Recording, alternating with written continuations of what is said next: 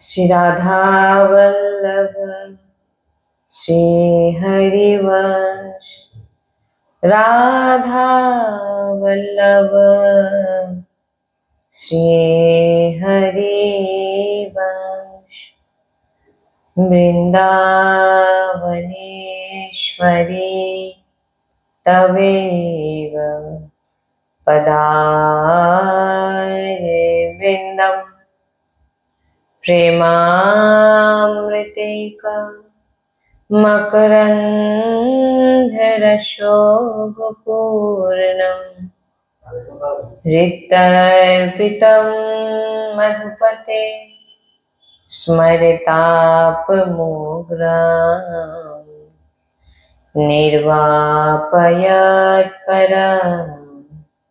शीतलिमाश्रयाम् हैरशघनमोहनमूर्तिं विचित्रकेलिमहोत्सवलाशितं राधाचरण विलोलित रुचिराशिखण्ड हरिं वन्दे।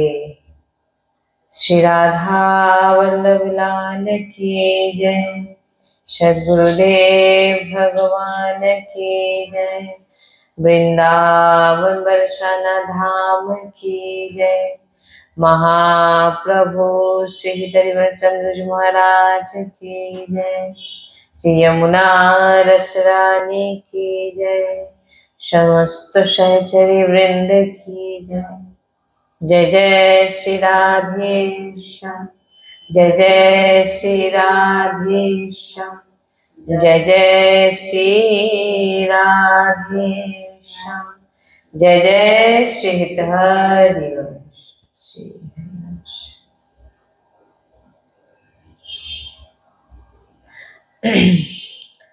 সাধনের মূল কথা নিজের লক্ষ্য স্থির করা,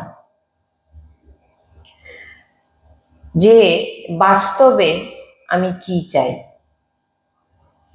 এই আমরা সবসময় সৎসঙ্গে এটাই বলি যে ভক্তি কি জিনিস জানুন, ভক্তি কিভাবে করতে হবে জানুন। হ্যাঁ,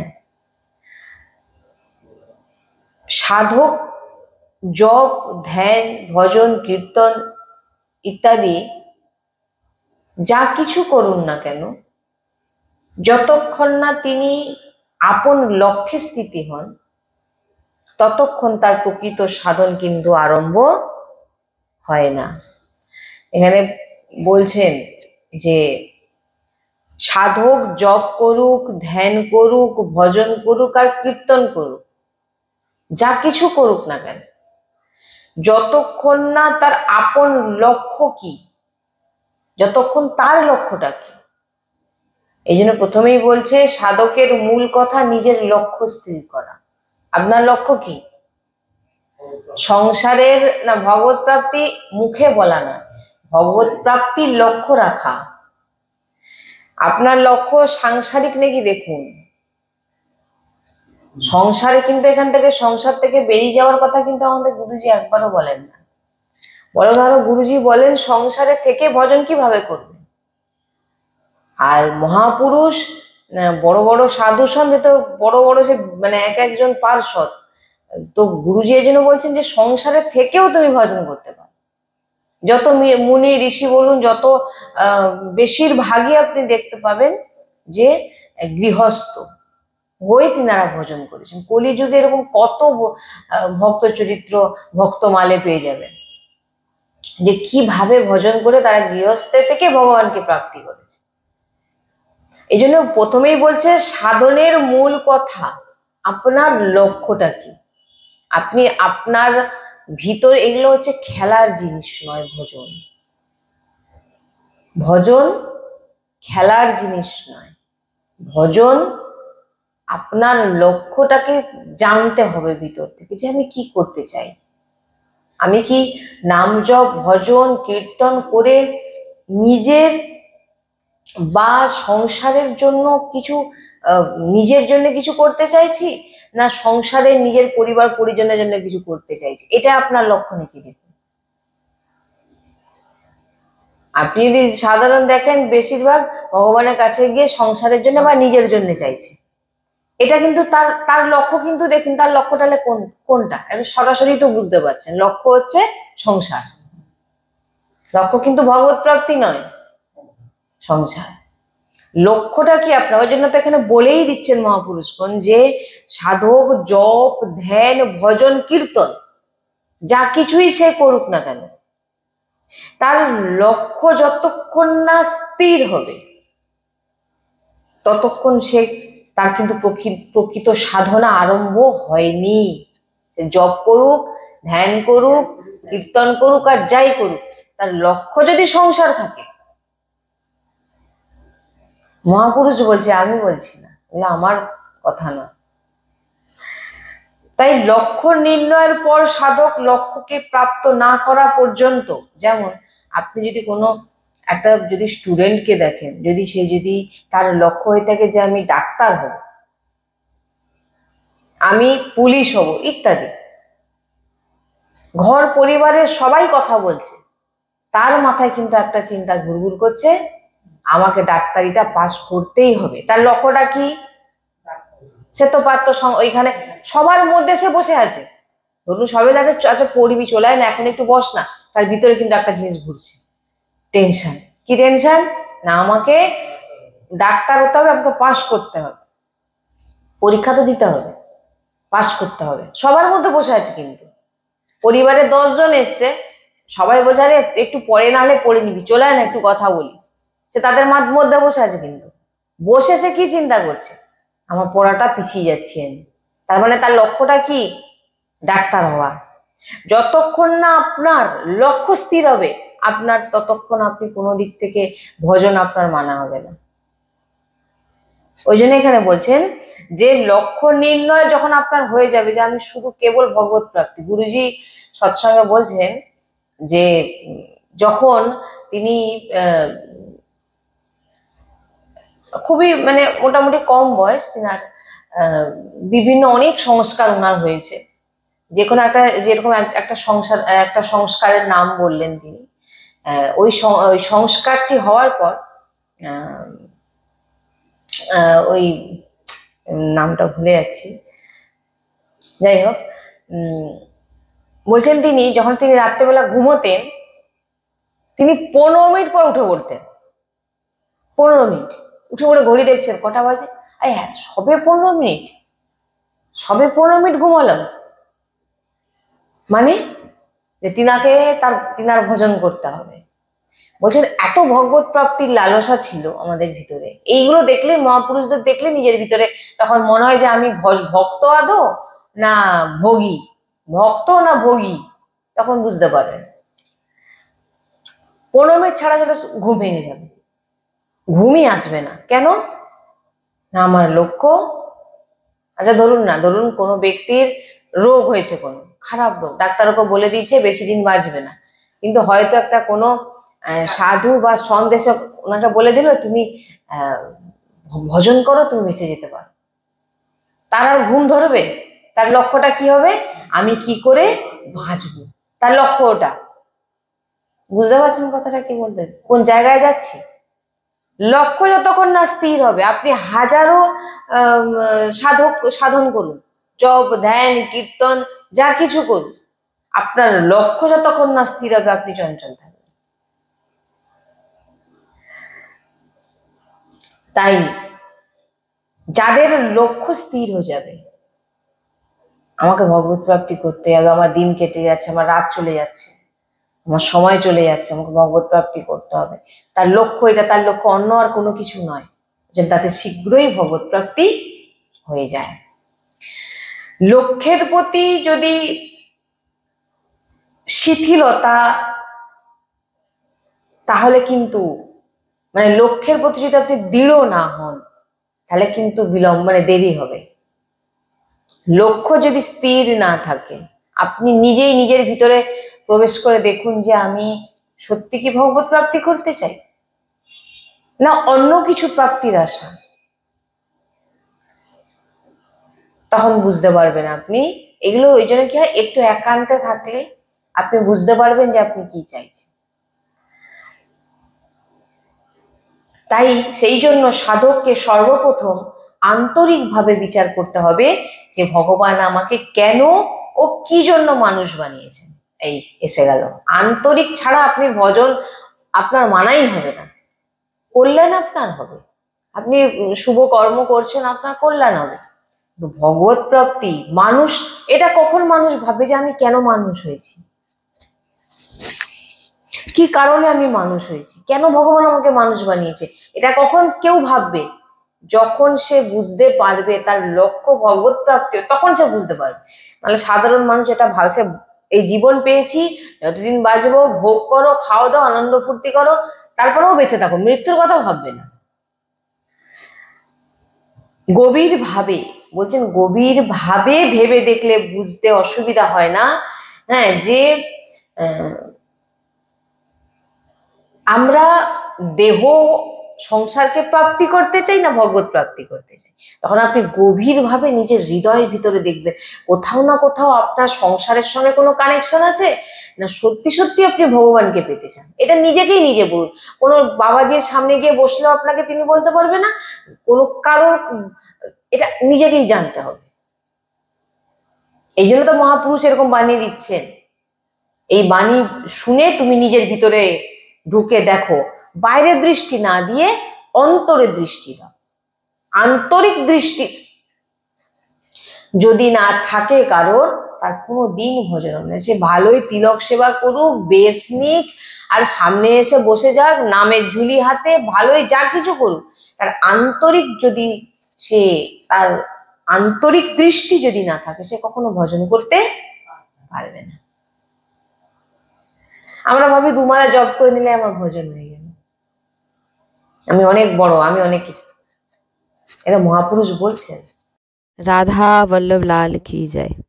আপনারা দর্শন করছেন রাধা কৃপা ধাম। এই পুরো যে জায়গাটা দেখছেন এটা রাধা কৃপা ধামের, আর এই পুরো জায়গাকেই ভরাট করে আমাদের রাধা বল্লভজির মন্দির এবং সৎসঙ্গ করার যে স্থান আমাদের নির্মাণ করার সংকল্প। তো সংকল্প পূরণ আপনাদের ভক্তদের কৃপাতেই সম্ভব, কারণ অনেক ভক্ত আছেন যিনারা অনেক কিছু করতে চান, আসতে চান সৎসঙ্গে, কিন্তু আসতে পাচ্ছেন না। আপনারা ঘরে বসেই আপনারা রাধা কৃপা ধামে মন্দির নির্মাণ করান, এখানে এসে যে ফল প্রাপ্তি পাবেন, করতে পারবেন আপনারা, সেই একই ফল আপনারা এই পুরো জায়গা ভরাট করে মন্দির নির্মাণ করে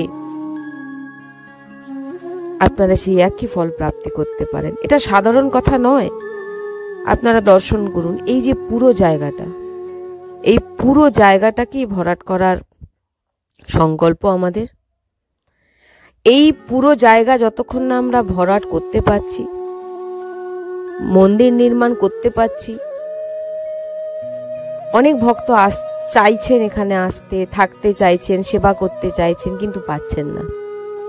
আপনারা দেখুন, এই যে আমরা যাচ্ছি, এই পুরো জায়গাটা, এই পুরো জায়গাটাই ভরাট করে আমাদের মন্দির নির্মাণ করার সংকল্প। আমরা যাচ্ছি, আপনারা দেখুন। আমাদের সৎসঙ্গ করার যে স্থান খুবই ছোট, খুবই ধরুন 10 জন, খুব জোরপূর্বক হয়তো 10 জন কি 12 জনের মতো ওর ভিতরে হয়তো ঢুকে বসতে পারে। আমরা বেশি জনকে ভিতরে ঢুকাতেও পারি না। সেই জায়গাটাকে বড় করার জন্য, যাতে অনেক ভক্ত একসঙ্গে আপাতত 100 জন আপাতত এসে যাতে বসে তারা সৎসঙ্গ শ্রবণ করতে পারে, একান্তিক বার্তা করতে পারে, সেই রকম স্থান এই পুরো জায়গা ভরাট করে এখানে রাধা বল্লভজির মন্দির এবং সৎসঙ্গ করার স্থান নির্মাণ করার আমাদের সংকল্প। এই যে দেখছেন, এই যে পাঁচিলটা দেখতে পাচ্ছেন না, এই পাঁচিলটা পর্যন্ত আমাদের রাধা কৃপা ধাম শেষ। এই পুরোটাই আমাদের ভরাট করতে হবে। যে কোনো শ্রদ্ধালু ভক্ত যেভাবে, যে দিক থেকে আপনারা যতটুকু পারবেন আপনারা সেবার চেষ্টা করুন। আপনাদের কাছে নিবেদন, আপনারা যদি এই মন্দির নির্মাণ করাতে চান, আপনাদের স্থান অবশ্যই নিকুঞ্জে। কারণ আপনারা যে জিনিস, যে ধাম নির্মাণ করছেন সেটা নিকুঞ্জই নির্মাণ করছেন। কারণ রাধা রানী নিকুঞ্জেই বাস করে, আর রাধা বল্লভজি যে মন্দির নির্মাণ হচ্ছে এটা নিকুঞ্জ।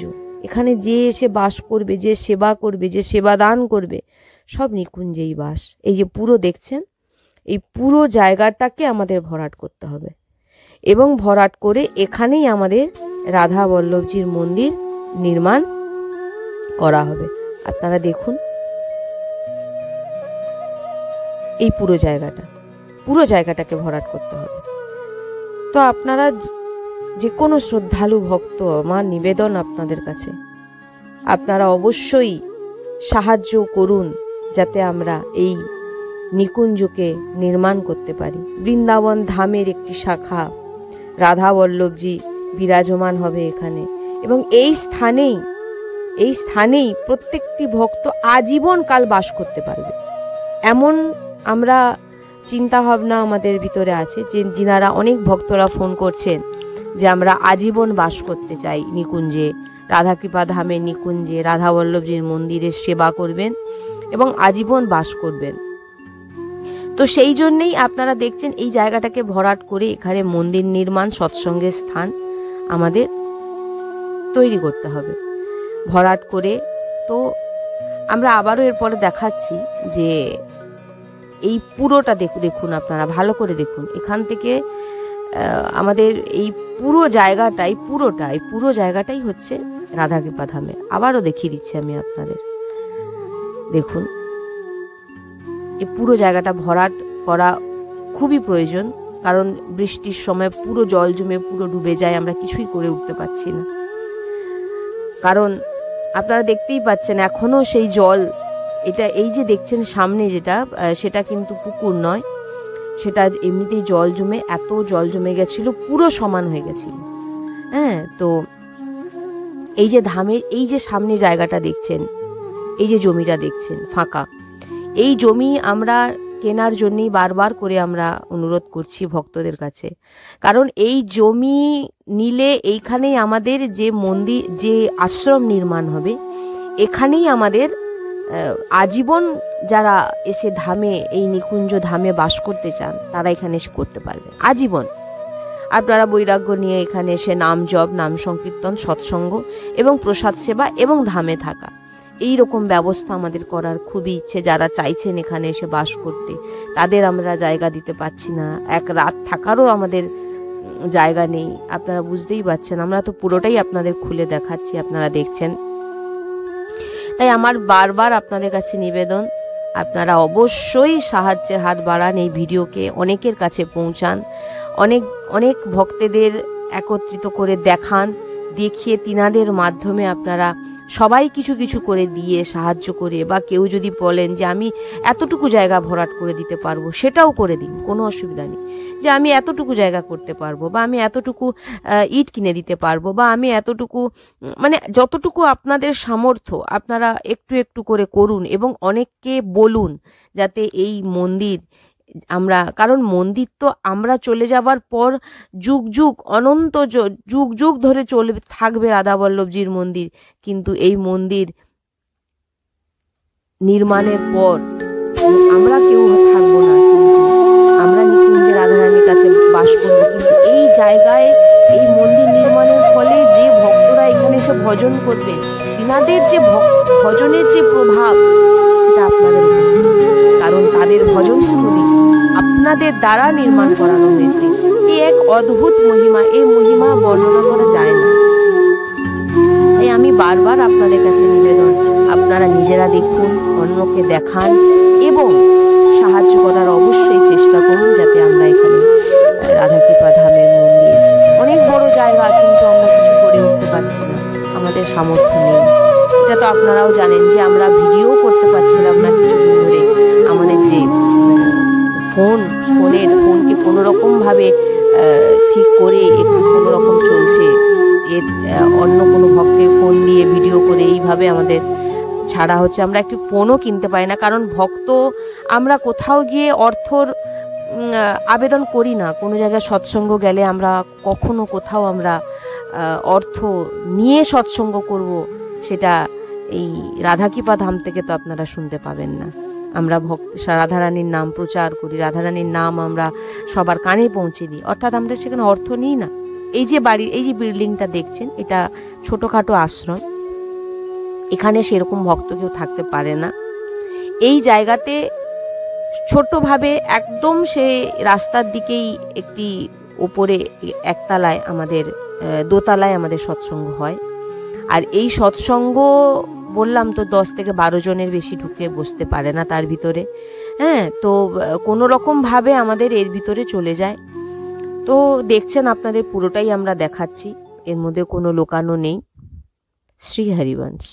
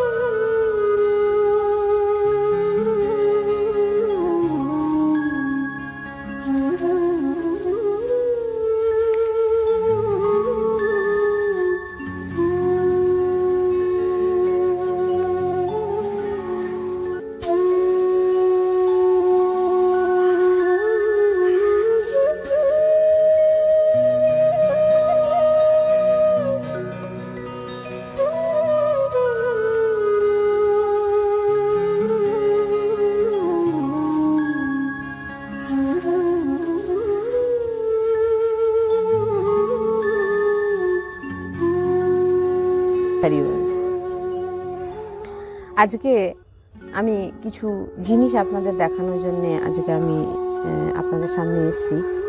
তো দেখুন, আজকে আমি যে জায়গাটা আপনাদের কিছুদিন আগে এক ভিডিওতে আমরা ধাম দর্শন করিয়েছিলাম, যে ধামে আমরা কিভাবে কি তার জন্য তোমাকে লক্ষ্য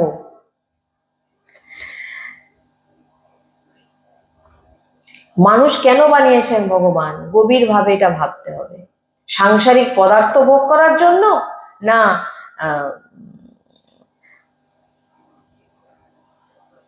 ভগবত প্রাপ্তি করার জন্য? বলছেন পশু পাখি প্রভৃতি মানব জনি ব্যতীত অন্যান্য সমস্ত জনিতেই সুখ ভোগ পাওয়া যায়। পাওয়া যায় নাকি? কোনো জীবজন্তু কি সুখ ভোগ করে না? কোনো জীবজন্তু আছে সে নরম বিছানায় শুচ্ছে। এখন দেখুন না, বড় বড় কুকুর ইত্যাদিকে ঘরের মধ্যে এসির মধ্যে রেখে দিয়েছে, বা কোনো কত রকম জীবজন্তু আছে যাদেরকে পুষছে, তাদেরকে সেবা শুশ্রূষা খুব সুন্দর ব্যবস্থা ভোগ করছে। আর কোনো আছে জীব যে এঁঠো পাতাটুকু তাকে খেতে দেওয়া হয় না, তাড়িয়ে দেওয়া হয়। সুখ ভোগ সব জনিতে প্রাপ্ত হয়ে যায়। সে যদি পশু জনিতে যদি তার সুখ ভোগ থাকে, সে দেখবেন একটা পাখি উড়তে উড়তে কেউ ধরে নিয়ে তাকে এমন ভালো ভালো খাওয়াবে যেটা ও হয়তো উড়ে উড়েও হয়তো খেতে পেত না। তার সেভাবে তাকে রাখা হবে, তার সবকিছু করা হবে। বলছেন পশুজনী হোক আর মানবজনী হোক, তার কর্ম অনুযায়ী সে কিন্তু সুখ ভোগ প্রাপ্ত হবে। কিন্তু আমরা কিন্তু সুখ দুঃখ ভোগ করার জন্য এখানে আসিনি। আমরা আমাদেরকে মানব জন্ম দেওয়া হয়েছে ভগবত প্রাপ্তি করার জন্য। তাই ভগবান বলছেন অর্জুনকে, হে অর্জুন,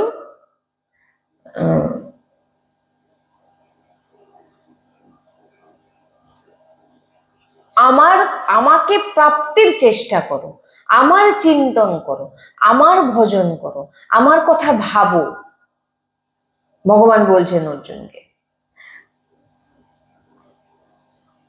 তাই এখানে আরো সুন্দরভাবে বিস্তারিতভাবে বলছেন যে মানব জীবনের উদ্দেশ্য হচ্ছে ভগবত প্রাপ্তি। আর ভগবত প্রাপ্তি, এই যে যে সাধনার কথা এখানে বলা হচ্ছে, এগুলো যার ভিতরে এসে যাবে, যে অন্তর্মুখী হবে, সে ভগবত প্রাপ্তি নিশ্চিত। আর এই অন্তর্মুখী আপনাকে কে করাবে? গুরু। গুরু সদ্গুরুদেব ভগবানের বাণী, গুরুর বাণী আপনার জীবনে, এই যে সৎসঙ্গ শুনছেন, এই শোনার পরে এটা আপনার জীবনে যদি আপনি ধারণ করেন, তবে কিন্তু আপনার এমন স্থিতি এসে যাবে। যেমন অনেকে অনেক দূর থেকে সৎসঙ্গ শুনে, হয়তো আসতে পারছে না ধামে, বা কোনো হয়তো সে পারিবারিক কোনো সমস্যার কারণে দীক্ষাও নিতে পারেনি। দেখুন এখানে কিরকম বলা হয়েছে, তার দীক্ষাও হয়নি, কিন্তু কোনো এক মহাপুরুষের শ্রীমুখ থেকে যে কোনো একটি নাম শুনে সে নামের প্রতি তার নিষ্ঠা হয়ে গেছে। নামটা সে কোথা থেকে পেল? হ্যাঁ, না, গুরু হোক বা যে কোনো সাধু সন্তের। দেখুন প্রত্যেক সাধু সন্তই গুরু। কেন গুরু? আমরা এই যে নাম জপ করি, আপনি নামটা কার মুখ থেকে শুনছেন? যে কোনো সাধু সন্ত সৎ বৈষ্ণবের শ্রীমুখ থেকে আপনি নামটা শুনছেন, তারপরে কিন্তু আপনি সেই নামটা জপ করা শুরু করছেন। তাহলে দেখতে গেলে প্রত্যেক সাধু সন্তই গুরু। কেন? তিনাদের মুখ থেকে আমরা নাম পাচ্ছি। আর কোথাও না কোথাও আপনি দেখুন, কেউ যদি কোনো সাধু সন্ত যদি রাধা বলেছেন, আপনি শুনেছেন কিন্তু তিনার কাছ থেকে নাম শুনেছেন, এবং সেই নাম শুনে আপনি জপ করছেন, উনি কোথাও না কোথাও তিনি কিন্তু গুরু। সেই বলছেন যে আপনি যত দূরেই থাকুন, হয়তো সাংসারিক কিছু প্রবলেমের কারণে দীক্ষা নিতে পারছেন না, নাম নিতে পারছেন না, মন্ত্র জপ করতে পারছেন না, তাহলে এই সমস্ত জায়গায় আপনি পৌঁছাবেন কি করে? এই কারণে বলছেন যে সাধু সন্ত যখন আপনাকে বলে দিচ্ছে যে নামটা আপনি শুনেছেন, নাম জপ করো, ওই নাম যখন আপনি জপ করবেন, নাম আপনাকে তখন কোথায় পাঠাবে? গুরুর কাছে পাঠাবে। নাম আপনাকে গুরুর কাছে পাঠাবে, আর নামটা কিন্তু গুরুই দিচ্ছে।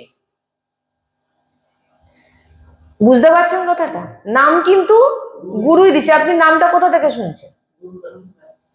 বা যে কোনো সাধু সন্ত যিনার মুখ থেকে শুনেছেন, এবং তিনাকেই হৃদয় থেকে গুরু মেনে নিয়েছে। হয়তো অনেক দূরে আছে, নাম মন্ত্র দিতে পারেনি, সে শুধু সেই তিনাকেই গুরু, নিষ্ঠা, দৃঢ় সংকল্প যে ইনি আমার গুরু, ইনার বলা বাণী আমি মানবো, আর আমার জীবনে কোনো কিছু আশা নেই, আর কোনো কিছু আমার চাই না। এই যে সংকল্প, এই যে তার দৃঢ়, এই ভাবনা তাকে বাধ্য করাবে।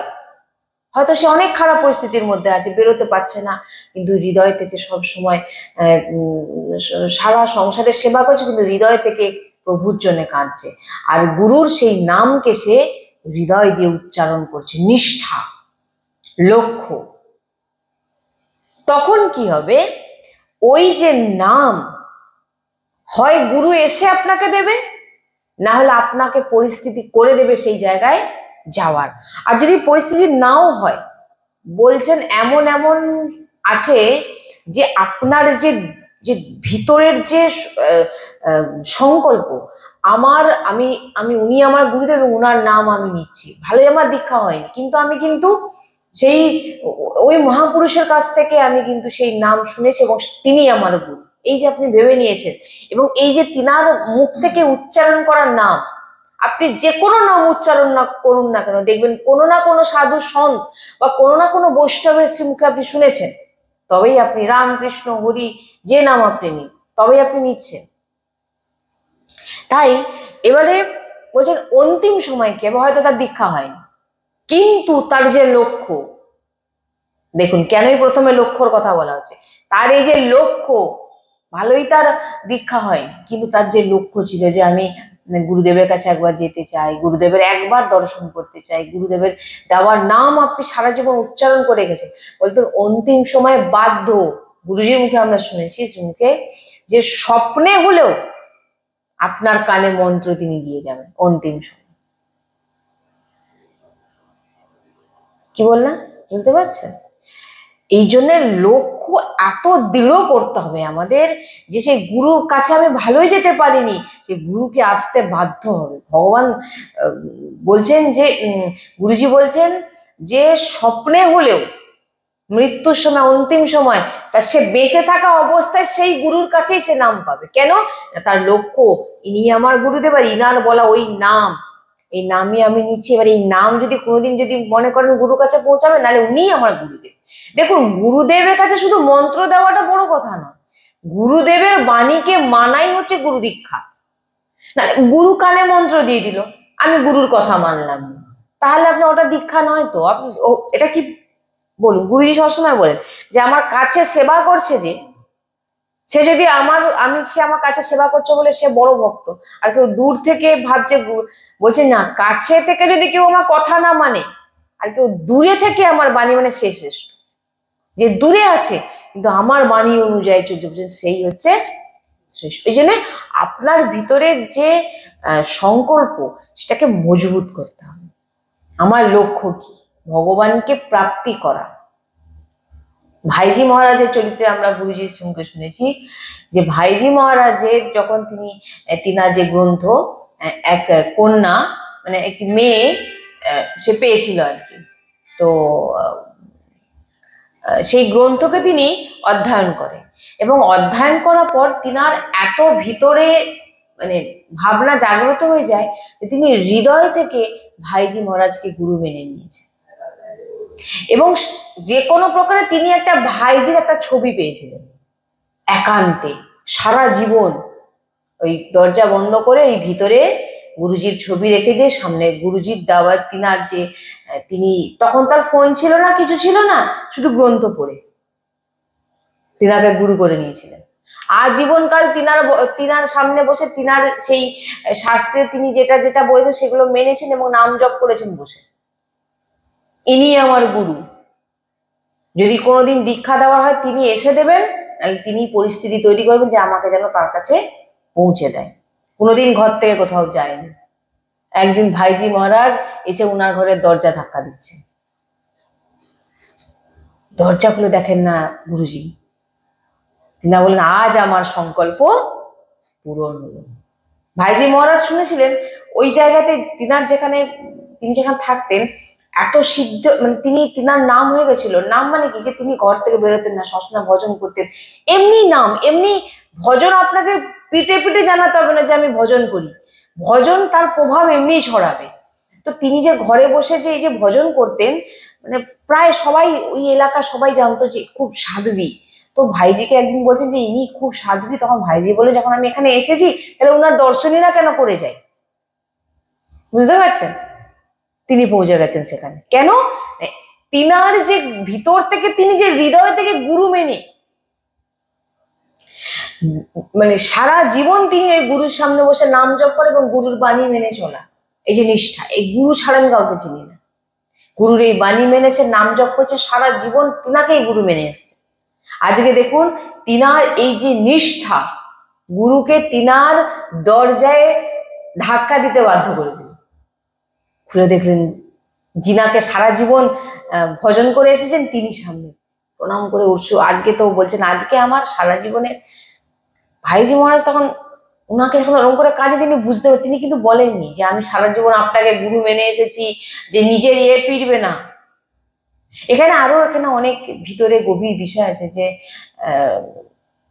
ভাইজি মহারাজ তখন যখন দেখবেন যে ওই ছবি তিনার কম বয়সের ছবি তিনার কাছে রাখা হয়ে আছে, তখন তিনি বুঝতে পারবেন এবং ভাইজি মহারাজকে বলবেন যে আমি আর কোনোদিন আমি চাই না যে আপনি আমার কাছে আসুন। আমার জীবনে একবারই আমার ইচ্ছা ছিল যে আমি গুরুকে দর্শন করব, আমার দর্শন হয়ে গেছে। আর আপনি আসলে আপনার সঙ্গে অনেক ভক্ত আসবে, তারপরে সবাই জানবে এত বড় সাধ্বী এখানে, চলো দর্শন করো। আমি এই ভিড় চাই না। আমি সারা জীবন যেভাবে নিষ্ঠা সহকারে আমি ভজন করে এসেছি, আমি চাই না এটা বাইরে কেউ জানে। তাই কৃপা করে আর আপনার এখানে আর আসার, কারণ আপনি সারা জীবনে আমার কাছেই ছিলেন।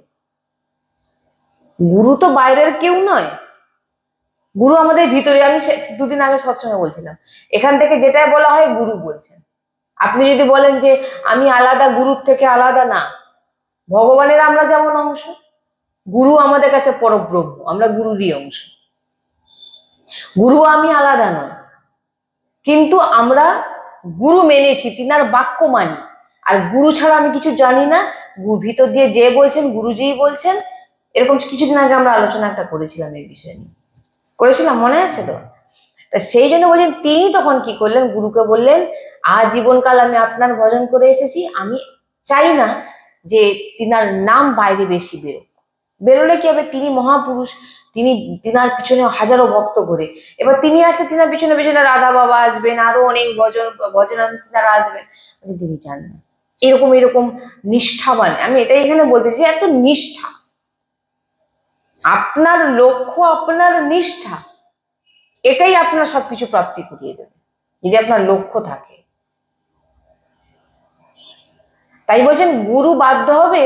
ও গুরুজি বলছেন হয়তো কেউ দীক্ষা নেয়নি, অনেক দূরে থাকে, পরিস্থিতি অনুযায়ী হয়তো দীক্ষা নিতে পারছে না, সেই মহাপুরুষের কাছে যেতে পারছে না। বলছেন যদি নিষ্ঠা সহকারে কাউকে গুরু মেনে নিয়েছো এবং তিনার শ্রীমুখ থেকে উচ্চারণ করার নামকে তুমি জপে নিয়েছো, তিনার বলা বাণীকে তুমি মেনে নিয়েছো, ওই গুরু হয় বাধ্য হবে আপনার কাছে আসতে, তাহলে যে কোনো উপায় আপনাকে তিনার কাছে তিনি নিয়ে নেবেন। হয়তো এই দুটো কোনো পরিস্থিতি হলো না, তাহলে অন্তিম সময় ওই গুরু দ্বারাই আপনি কিন্তু দীক্ষা মন্ত্র পেয়ে যাবেন। কি করে পাবেন না, গুরু বলছেন আপনার মৃত্যুর সময় আপনার কানে ঠিক সেই মন্ত্র কিন্তু যাবেই যাবে, একদম নিশ্চিত ভগবত প্রাপ্তি হবে। কেন, আপনি সারা জীবন আপনার লক্ষ্য, আপনি ভগবত প্রাপ্তিকে মেনেছেন এবং গুরু নিষ্ঠায় চলেছেন। এর অনেক মহিমা আছে। এই জন্যে শুধু দুমালা জপ করে নিলাম আর এগুলো আপনার শুভ কর্ম হচ্ছে, কিন্তু ভজন তো ভিতর থেকে হয়। ভজন বাইরে দেখানোর বিষয় নয়, ভজন ভক্তি এগুলোকে যেন বুঝতে হয়। এই জন্য বুঝবেন কোথা থেকে, সাধু সন্ত গুরুর সঙ্গ করতে হবে, তিনাদের চরণে বসে আপনাকে এগুলো শুনে জীবনে ধারণ করতে হবে যে আমার লক্ষ্য কি। সংসারে তো আমি আছি, ওই যে বললাম ডাক্তারি পরীক্ষা দিতে হবে, তার ভিতরে কিন্তু গুড়গুড় করছে যে আমি ডাক্তারি পরীক্ষা দেব, কিন্তু সে পরিবারের মধ্যে বসে আছে, ছটপট করছে কি করে আমি ঘরের ভিতর ঢুকে আমি বইটা খুলে বসবো। কিন্তু সে যদি সেইখানে বসে তাদের সঙ্গেই মিশে গেল, তাহলে তার পরীক্ষাটা দেওয়া কি ঠিক হবে, সফল হবে কি? সেই রকমই এখানে বলছে, নাম জপ করো, ধ্যান করো, কীর্তন করো, তোমার ভিতরে যদি লক্ষ্য না থাকে তোমার সাধনাকে কিন্তু ঠিক বলে মনে করা হবে না, মহাপুরুষগণ বলছে। এই জন্য বলছেন অন্তর দিকে তোমার এটা করলে আমার কল্যাণ হয়ে যাবে। কল্যাণ, তোমার কল্যাণ, যে অনন্য ভক্ত সে কখনো তার নিজের কল্যাণের চিন্তা কখনো করে না, সে শুধু প্রেম করতে জানে, ভালোবাসতে জানে, তার ইষ্টকে সে ভালোবাসতে জানে। এই অনেক উচ্চ স্তরের সাধনা, এরপর আর মানব জন্মের কোনো আমরা কি পাবো না। এই জন্যই তো বলছেন যে কিভাবে আপনি গৃহস্থের থেকে আপনার লক্ষ্যকে দৃঢ় করবেন। একটি বাচ্চাকেই দেখে আপনি আপনার মধ্যে শিক্ষা এসে যাবে। কিভাবে, একটা বাচ্চা দেখুন ঘরে এত অনুষ্ঠান হচ্ছে, এত কিছু হচ্ছে, অনেক সময় হয়ে যায় না অনুষ্ঠানের মধ্যে বাচ্চার পরীক্ষা পড়ে গেছে, কিন্তু সে বাচ্চা দেখুন অনুষ্ঠানের মধ্যে আছে, কিন্তু তার মধ্যে তার পড়াও কিন্তু সে করে নিচ্ছে। তার মানেটা কি, তার লক্ষ্যটাকে আমাকে পরীক্ষা দিতে হবে, পরীক্ষার খাতায় আমাকেই লিখতে হবে। মাস্টার আমাকে যতই পড়া, মাস্টার পড়িয়ে দিচ্ছে কিন্তু পড়তে আমাকে হবে আর লিখতেও আমাকে হবে। আর আমার ভিতরে যদি এরকম লক্ষ্য থাকে, ধূর পরীক্ষায় যা লিখবো, মাস্টারও কিছু করতে পারবে না। আর আপনার যদি ভিতরে সেরকম ভাবনা না থাকে, ভাবনা যদি আপনি যে আমি পরীক্ষাটা আমাকে ভালো করে দিতে হবে, ওই ফেল করবো যাবো, তা আপনি কি পাস করবেন না ফেল করবেন? বই খুলে বসে আছেন, দিন রাত সবাই দেখছে আপনি বই খুলে বসে আছেন, কিন্তু নাম মুখস্থ করছেন, নাম খাতায় লিখছেন, তাহলে আপনি পরীক্ষা খাতায় কি লিখবেন? কি বললাম, আপনি পরীক্ষা খাতায় কি লিখবেন? বই খুলে বসে আছেন, নাম জপও করছে, ধ্যানও করছে, কীর্তনও করছে, কিন্তু তার ভিতরে লক্ষ্য নেই যে আমাকে ভগবত প্রাপ্তি করতেই হবে। এগুলো কিন্তু করা কিন্তু সঠিক ভজন করা হবে।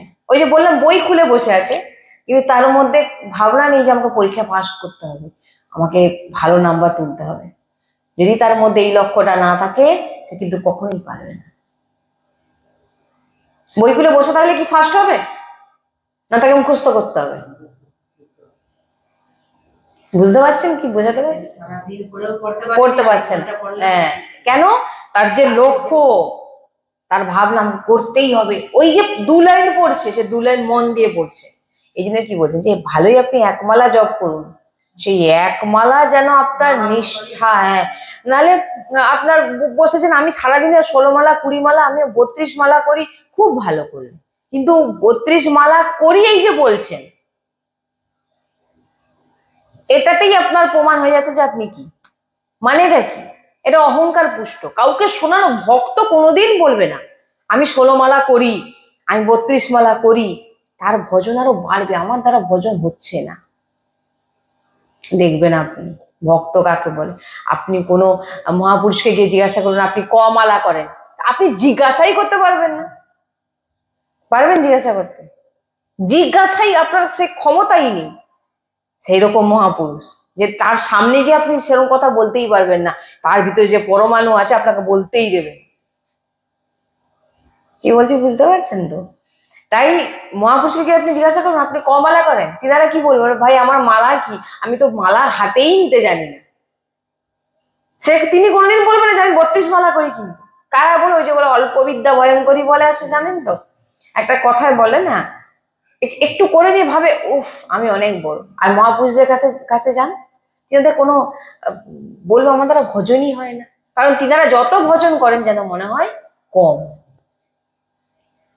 এই কারণে যে ভক্তি কি জিনিস আগে ওটা জানতে হবে, কেন মানব জন্ম পেয়েছি। গুরুজি সবসময় বলে না, এখানে যে যিনার বাণী আমি আপনাদের শোনাচ্ছি, শ্রী রামসুখদাসজি মহারাজের বাণী শোনাচ্ছি, তিনি বলছেন অনেক বড় মহাপুরুষ। আপনারা যদি বেশিরভাগ মানে গোরক্ষপুরের গুরুজি বলেন সবসময় গোরক্ষপুর গ্রন্থ, আমরা গোরক্ষপুরের যে যেখানে গীতা বাটিকা, ওনার মেন হচ্ছে শ্রী হনুমান প্রসাদ পোদ্দারজি মহারাজ, ভাইজি যিনার নাম বলি আমি, তিনি কিন্তু সেখানকার মেন। তো এই জন্য বলছেন যে কিছু কিছু মহাপুরুষদের বাণী আছে যেগুলো আমরা হয়তো গ্রন্থ করে বুঝতে পারি না, সেটা মহাপুরুষদের মুখে শুনলে, যেমন এই যে আমি বলছি আপনাদের গুরুজির কৃপায় গুরুজি বলছেন, এই যে মহাপুরুষদের বাণী, এই মহাপুরুষদের বাণী যখন আপনি শুনবেন আপনার ভিতরে আরো সেই লক্ষ্য দৃঢ় হবে। এই জন্য বলছেন সৎসঙ্গ শুনুন। হ্যাঁ, এই যে লক্ষ্য, আপনার ভিতরে লক্ষ্য যতক্ষণ না দৃঢ় হবে আপনার ভগবত প্রাপ্তি কিন্তু অসম্ভব, অনেক দেরি হবে। আর লক্ষ্য যদি ঠিক হয়ে যায় খুব তাড়াতাড়ি কিন্তু ভগবত প্রাপ্তি হয়ে যাবে।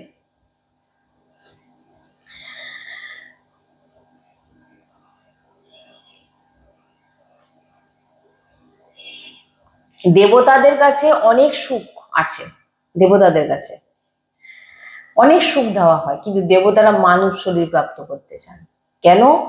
মানব শরীর এমন একটা যে ভজন করার জন্য মানব শরীর সব মানে ভগবান বানিয়েছে ভজন করার জন্য, দেবতাদেরকেও দেওয়া হয় না। হ্যাঁ, তিনি ভাগবত বলছেন, ভাগবতে আছেন যে যখন সুখদেবজি পরীক্ষিতজি মহারাজকে যখন শ্রবণ করাতে বসেছিলেন, সবে শুরু করছেন, তখন দেবতারা এসেছিলেন, এসে বলছেন এই অমৃত কলস নিয়ে এসছেন, যে অমৃত পরীক্ষিতকে খাই দাও তাহলে পরীক্ষিত মরবে না, আর ওই ভাগবতকে আমাদের দিয়ে দাও, আমরা তাহলে একটু ভাগবত শুনতে পাবো। তখন সুখদেবজি মহারাজ হেসেছিলেন, এসে বলেছিলেন কোথায় তোমাদের অমৃত আর কোথায় ভাগবত, কোথায় কাঁচ আর কোথায় হিরে।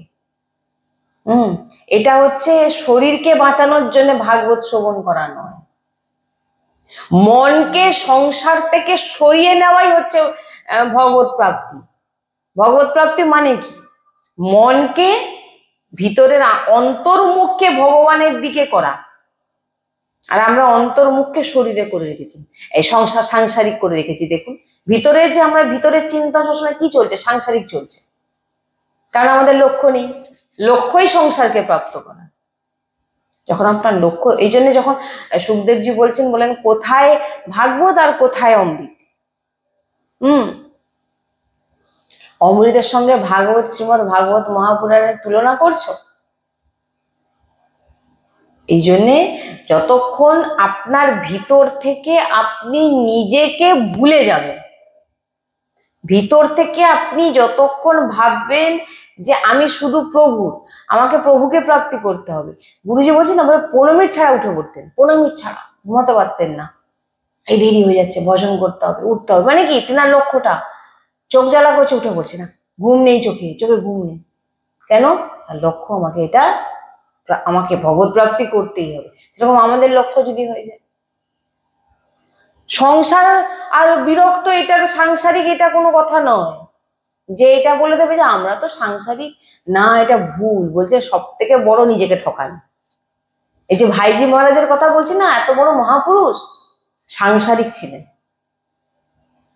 কিচ্ছু কোনো আপনি বেশ দেখে বুঝতে পারবেন যে তিনি একজন ভক্ত।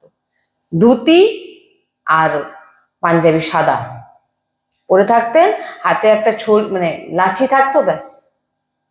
আপনি কোনো দিক থেকে বুঝতে পারবেন না যে তিনি এত বড় মহাপুরুষ, যেটাকে আমার গুরুজি বলেন যে ভগবান শ্রীকৃষ্ণ লাডলি লালের উপরে তিনার ছবি রাখা আছে। তখন একজন এসে গুরুজিকে বলছেন, আচ্ছা আগে আর শ্রী ভাইজি মহারাজের পট মানে ছবি চিত্রপট আপনি ওপরে রেখেছেন, নিচে প্রিয়া প্রিয়তম, এটা তো ঠিক না। বলছেন আপনার কাছে ওটা ভাইজি মহারাজ আর প্রিয়া প্রিয়তম আলাদা, কিন্তু আমার কাছে কেউ আলাদা নয়, আমার কাছে আলাদা নয়। আমার কাছে তো আমি তো উনাকে দেখে ইনাদের চিনেছি, মানে আমি উনার কাছে গিয়েই তো প্রিয়া প্রিয়তমকে চিনেছি, আর উনাকেই আমি আমার আরাধ্য বলে মনে করি। বুঝতে পারছেন? এই সমস্ত জিনিস সব ভিতরের ভাবনা। আপনি কিরকম ভাবছেন, গুরুকে আলাদা রাখছেন আর ইষ্টকে আলাদা রাখছেন, সেটা আপনার দৃষ্টিতে হতে পারে, কিন্তু আমার দৃষ্টিতে সব এক, তিনারা সবাই একজনই। কিন্তু গুরুজির মাথার উপরে দেখবেন গুরুজির ছবি রাখা আছে, বড় গুরুজির ছবি। কেন? বলছেন আমি যদি শ্রীজিকে আজকে জানতে পেরেছি গুরুর জন্য, ওই জন্য আমার কাছে গুরুজি কিন্তু আগে, তারপর। কারণ প্রিয়া প্রিয়তম অনেক অনন্ত জন্ম ধরে আছে, তখন তো আমি জানতে পারিনি, কিন্তু আজকে আমি জানতে পেরেছি কোথা থেকে, গুরুজি নিয়েছে, তাই আমার কাছে গুরু আগে। এর অনেক মহিমা আছে। এগুলো আন্তরিক দিক থেকে যদি না আপনারা জানেন, ভাবনা, আন্তরিক ভাবনা যতক্ষণ আপনার শুদ্ধ না হবে, লক্ষ্য দৃঢ় না হবে, কখনো আপনার যত আপনি বসে থাকুন, মন্দিরে বসে থাকুন, মালা নিয়ে বসে থাকুন, আর কীর্তনে গিয়ে বসে পড়ুন, যা কিছু করুন, শুভকর্ম আপনার হবে, ভগবত প্রাপ্তি আপনার হবে না। শ্রী রাধা বল্লভ লাল কি জয়। শ্রী হরি।